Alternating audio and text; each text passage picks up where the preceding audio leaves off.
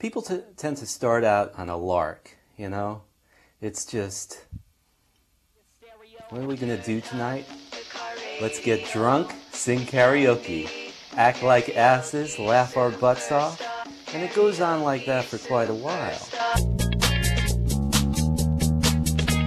Red Rover, please let me come over. Made you queen for a day and escort to roll over. Last to be chosen, will I be here left over? Well, it's alright, maybe it's alright, maybe it's... The first time I sang karaoke, I was in clown, so I was in character when I did that. In fact, I sang Elton John's Candle in the Wind as a circus clown, if you can imagine that. I just get my keys and we can turn up the car radio. We can be karaoke superstars. Doesn't matter what they think when we're driving in my car. Just boom. Woo!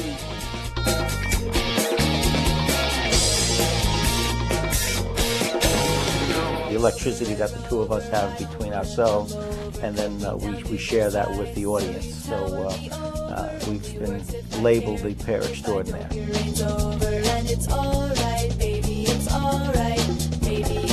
I was so scared it wasn't even funny.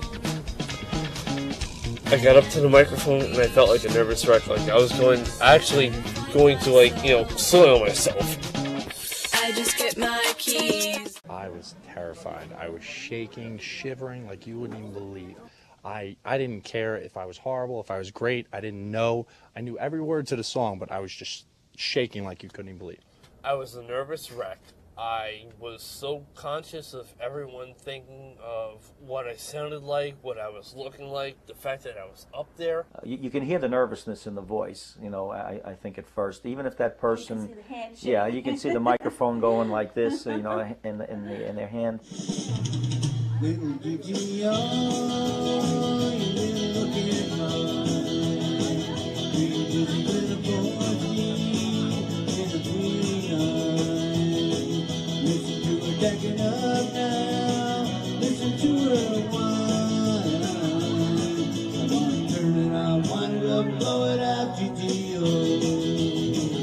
But I think, you could pick it up. We can pick it up pretty much that this is, and a lot of times they'll come up and say, this is the first time I've ever done this.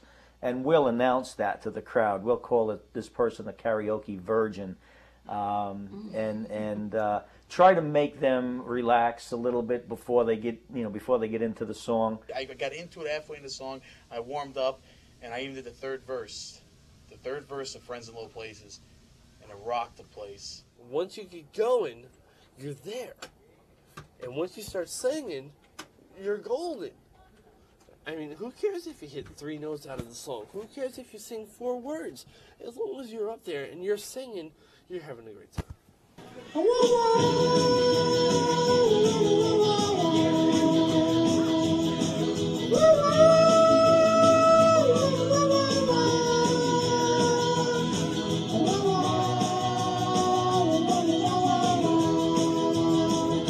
Once the end of the song came and everybody was screaming because it was the first time, and anytime you have a first-time singer, it's just crazy because right from that moment on, it's just every day, every night, they're singing 15 songs or trying to sing as much as they can or practice new songs that they hear on the radio.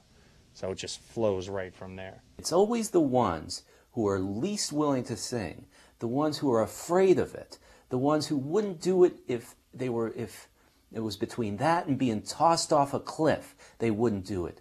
Those are the ones who end up doing it and who love it the most and who are there week after week after week. I go to a bunch of bars. In fact, when I first started getting into karaoke, I used to travel everywhere. I traveled into New York to sing. I traveled South Jersey to sing. I would travel all the way to Atlantic City to sing.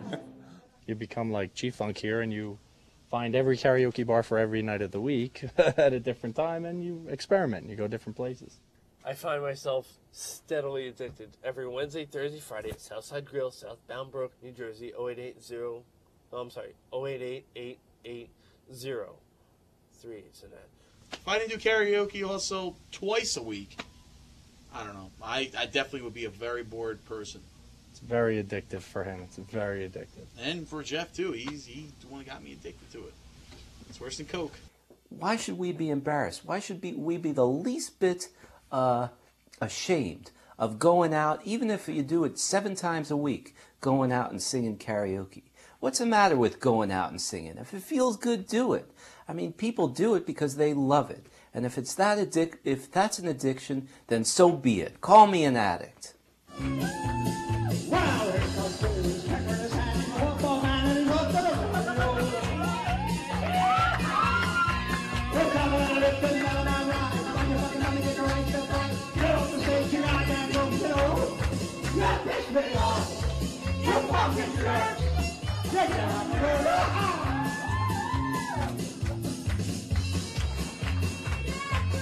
That's where I think it becomes really great.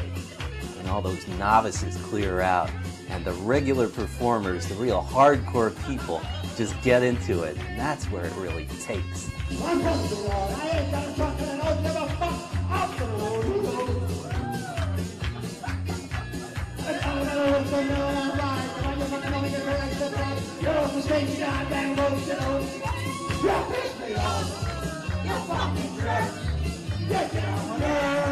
At certain bars, yeah, there is a camaraderie, and we do, you know, after a while, we all get to know each other and know what everybody sings, and eventually we all basically end up sitting at the same table.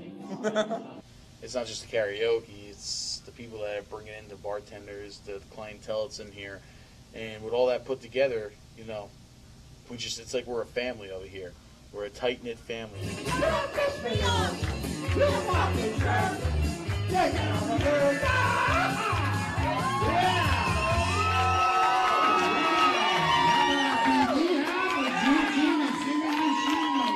Right off the bat, everybody in that bar right then and there knows your name, okay?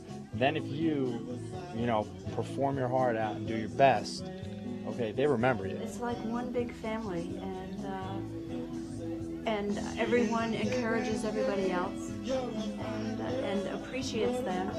When they're done, they applaud. Not only won't they boo you, they're going to lift you up. They're going to make you feel good. That's the beauty of karaoke. Anybody can do it, and anybody can go in there and get approval.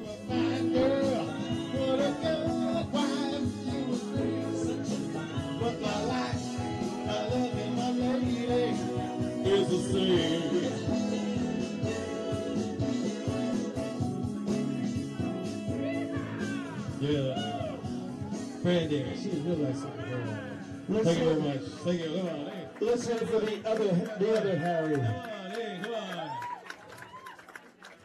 Karaoke can really help you to find new potentials within yourself, new parts of yourself. It's like therapy, you know?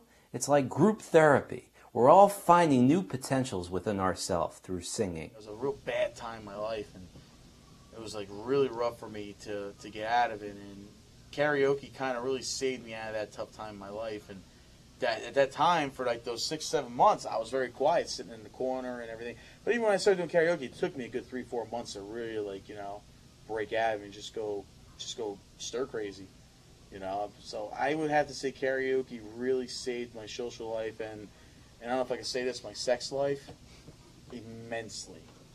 And I thank it mostly for it.